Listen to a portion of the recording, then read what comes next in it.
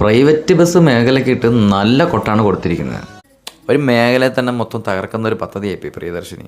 ഒട്ടേറെ കുടുംബങ്ങൾ അതുകൊണ്ട് ജീവിക്കുന്ന കുടുംബങ്ങളുണ്ടായിരുന്നു. അവരൊക്കെ പള്ളക്കടിച്ചുകൊണ്ടാണ് ഈ പറഞ്ഞ കണക്ക് സ്ത്രീകൾക്ക് സൗജന്യ യാത്ര എന്ന് പറഞ്ഞ ഈ ഒരു പദ്ധതി കൊണ്ടുവന്നത്. സ്ഥിരമായിട്ട് ഗവൺമെൻറ് ജോലിക്ക് പൊയ്ക്കൊണ്ടിരിക്കുന്ന ആൾക്കാർ തന്നെയാണ് ഇതിൻ്റെ ഒരു പദ്ധതിയുടെ ശരിക്കും പറഞ്ഞാൽ ഒരു ഫ്രൂട്ട്ഫുൾനെസ് എൻജോയ് ചെയ്യുന്നത്. സാധാരണ സ്ത്രീകൾക്ക് ഉണ്ടായിരുന്ന പെൻഷൻ വെട്ടി കുറച്ചിട്ടാണ് അവർക്ക് ഈ ഫ്രീ യാത്ര കൊടുത്തേക്കുന്നത്. ഇത് മനസ്സിലാക്കിയെടുക്കാൻ കുറച്ച് കാലം എടുക്കും, അത് വേറെ കാര്യം. നിങ്ങൾക്കുള്ള പെൻഷൻ വെട്ടി കുറച്ചിട്ടാണ് നിങ്ങൾക്ക് ഈ ഫ്രീ യാത്ര തന്നിരിക്കുന്നത് എന്നുള്ള കാര്യം മനസ്സിലാക്കുക.